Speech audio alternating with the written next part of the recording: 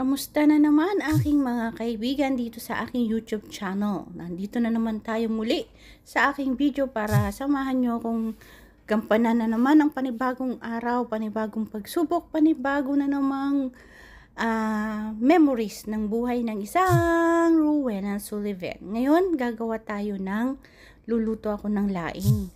May itong kasama ko ay gusto ko sanang tuturuan magluto. Turuan ko siya paano magluluto kasi iba pa rin talaga ang babaeng marunong magluto, lalo na pag mga gata. Si kabite niya, kaya sabi ko halika turuan kita magluto ng gata. Kasi minsan kasi sa amin galing sila sa Pilipinas, nagbakasyon ng isang buwan. Kaya may dala silang gabi. Kaya tuwang-tuwa naman ako. Kaya sabi ko, hindi na natin patatagalin yan. Habang nagtatrabaho ay ihanda mo na. Iano mo na yung mga gabi. Hindi na ipakita sa inyo kasi medyo yung pag-video ko. Kaya samahan nyo muna ako sa ordinaryong araw. Hindi natin tatapi kung paano saktong-saktong mga paghulog ng ingredients. At sa susunod na nating mga YouTube tayo gagawa ng detalyadong pagluluto ng gata.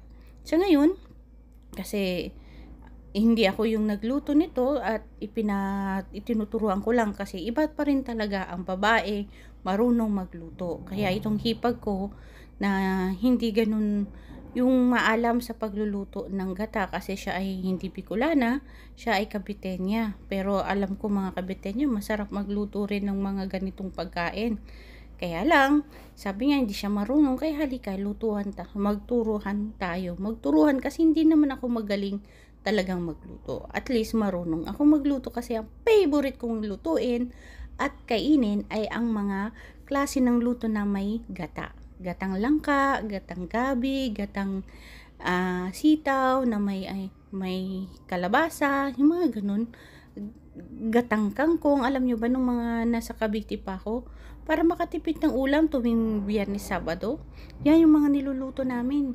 Gatang kangkong na may halong talaba o kaya yung tahong, yan ang paborito ng best friend ko, si Nelia Ballesteros Yasay.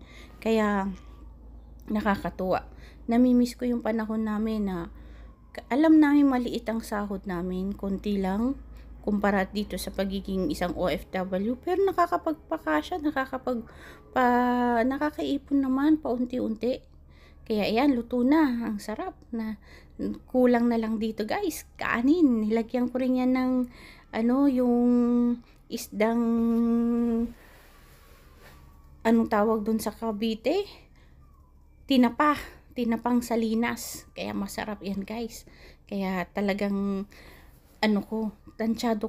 tinatansyahan ko ang alat kasi ako yung taong ayaw ko rin ng maalat. Gusto ko yung laing ko nagmamantika. Kaya ito ko pa to sa mahinang apoy habang tinitikman-tikman ko paano yung mga dapat gawin. Kaya mga guys, kailangan natin lumaban at mag-isip ng mga diskarte sa buhay.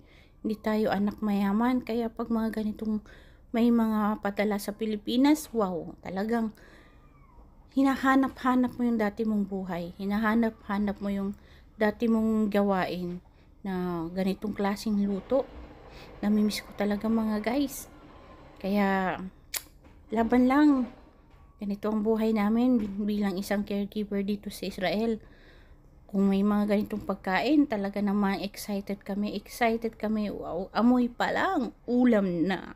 Kaya sa mga guys, samahan nyo kami mamaya sa paano namin imumukbang naman ito sa susunod kong video. Paano namin kakainin at ipagsasama. Sarap-sarap talaga. Kaya gusto ko yung maraming gata.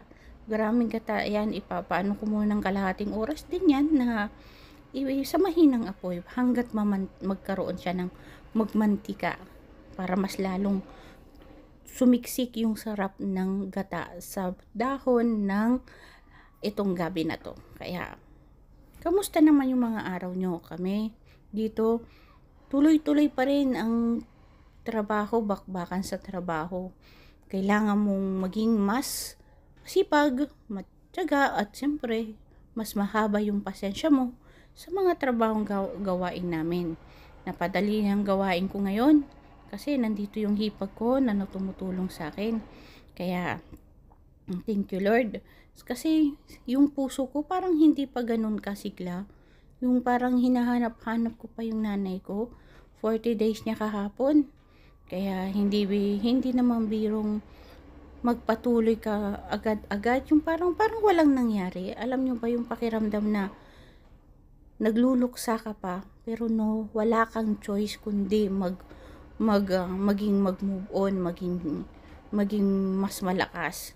Kasi kung sa Pilipinas to mga guys, yung parang magmumukmuk muna tayo, ipaprocess natin yung ating mga nararamdaman sa atin dito sa pagiging isang OFW.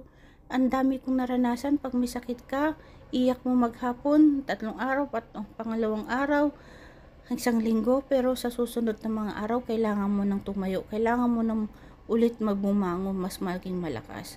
Ganyan ang gawain namin dito. Yung hindi mo pa nanamnam yung pagiging malungkot mo. Hindi mo pa nananamnam yung sobrang sakit. Kaya pero walang puwang sa isang OFW yung manatiling nakadakmo mo, kaya nakahiga lang o kaya nagmumuni. Walang ganun mga guys. Sa tunay na buhay, kailangan magtrabaho, pagpatuloy kahit na malungkot ka, ngumiti ka sa mga amo mo kasi hindi nila dapat malaman kung ano yung mga pinagdadaanan mo kasi iba ang prinsipyo nila. Nandito ka para magtrabaho, ibigay mo ng todo, ibigay mo ng ayos ang trabaho mo. Hindi mo pwede silang kaya laban lang, huwag mag-awalan ng pag-asa. Mga guys, kung may tanong ako kung ano kaya itong tawag dito sa Cebu, ano ba yun? Ang tawag doon sa sili na kulay green na hindi naman siya manghang. Kaya nakakatuwa lang mga guys. Ito, mahilig din ako magtanim-tanim kung ano-anong mga dapat kong gawin habang nagluluto, habang nag-iikot-ikot. Nandito ang buhay ng isang Rowena Sullivan dito sa Israel bilang isang caregiver. Kaya hanggang sa muli nating pagkikita mga tropa pits, at lagi nating tandaan na maging masaya, maging matapang, at lalong na maging mas matatag sa bawat panahon sa buhay mo na dumadanas ka ng bagyo. Darating din yung panahon na magiging mas matibay ka, at lahat na yan ay pagdadaanan mo. Ang problema, dinadaanan, hindi tinatambayan. Kaya maging malakas lamang. Bye-bye, hanggang sa muli nating pagkikita mga guys.